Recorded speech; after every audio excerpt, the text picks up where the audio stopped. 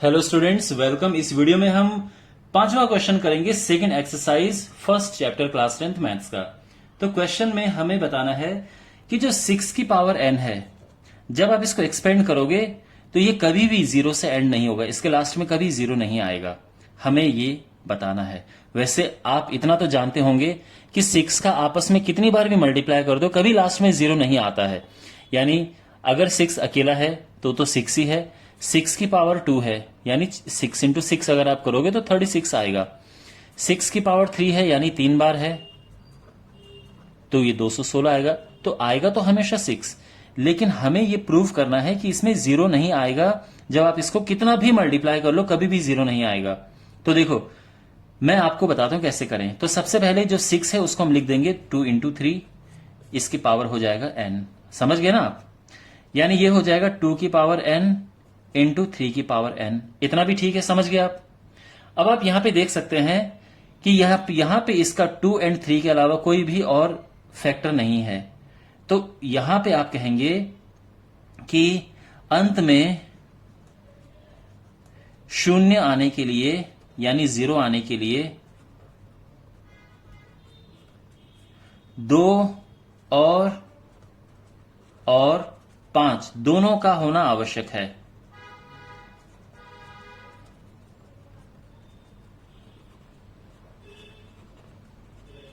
दोनों का होना आवश्यक है। तो 2 तो यहां पे है लेकिन यहां 5 नहीं है, ठीक है ना? और यहां 5 नहीं है, यानी हम ये कहेंगे इसका 5 एक अभाज्य गुणनखंड नहीं है, ठीक है ना? इसका 5 एक प्राइम फैक्टर नहीं है, ठीक है? अभाज्य गुणनखंड यानी प्राइम फैक्टर नहीं है। अब यहां पे 5 इसका प्राइम फैक्टर नहीं है, अभाज्य गुणनखंड नहीं है, ठीक है? और यहां पे एक थ्योरम आपको उसका नाम लिखना है, वो है फंडामेंटल थ्योरम ऑफ अर्थमेटिक, अंकगणित की एक मूल प्रमेय। फंडामेंटल थ्योरम ऑफ अर्थमेटिक, ये है एक रूल है। इसको हिंदी में अगर आपको कहना हो तो ये होगा अंकगणित की मूल प्रमेय। अंकगणित की मूल प्रमेय। तो ये क्या है? इसके अनुसार अगर 6 के 2 प्राइम फैक्टर होते हैं 2 इंटू 3, तो इसके अनुसार मैं पूरा डिटेल में समझा रहा हूं, ठीक है? किसके? इस थ्योरम के अनुसार, ठीक है ना? आप नीचे कंटिन्यू करोगे तो ये इसके साथ जुड़ा हुआ आएगा। इसके अनुसार 6 पावर n के 2 और 3 के अतिरिक्त कोई और अभाज्य गुणनखंड नहीं है, ठीक है ना? प्राइम फैक्टर नहीं है।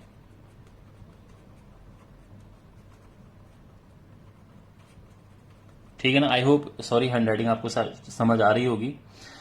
इसके अनुसार 6 की पावर n के, यानी जो ये है, देखो ये प्रमेय ये कहती है कि भाई अगर 6 है, 6 के प्राइम फैक्टर होते हैं 2 इंटू 3, तो 6 की पावर आप कितनी भी कर लो, उसके प्राइम फैक्टर इसके अलावा कुछ और नहीं होंगे। ये प्रमेय है, यही ये थ्योरम है। समझ आ रहा है ना आपको? तो यहां पे भी हमें यही बताना है कि इसके कहने का सारा सार ये है कि कुछ भी कर लो, यहां पे 5 आपको कभी नहीं मिलेगा। तो इसीलिए अब चूंकि यहां 5 नहीं है,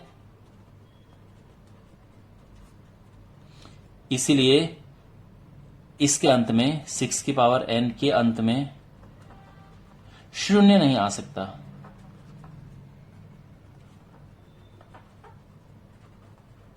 आप समझे? मुझे लग रहा है कि आपको शायद कंफ्यूजन हो रही होगी। बस आपको इतना ध्यान में रखना है कि ये सारा जो हमने यहां से लेके और यहां तक लिखा है, इसका कहने का मतलब ये है कि यहां कभी भी 5 नहीं आएगा। और वो क्यों नहीं आएगा? वो इस थ्योरम की वजह से नहीं आएगा कि भाई अगर 6 जो है वो 2 इंटू 3 होता है, तो 6 की पावर आप कुछ भी रख दो, हमें 2 और 3 के अलावा कुछ नहीं मिलेगा। 5 कभी नहीं मिलेगा, ये कहने का मतलब है। इसलिए हमें ये लिखना पड़ता है। आपको समझ आ गया?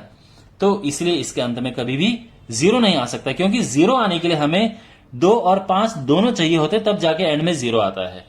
ठीक है ना? तो आई होप ये आपको समझ आया होगा। कुछ भी डाउट हो कमेंट बॉक्स में पूछना। मिलते हैं अगले वीडियो में। Take care.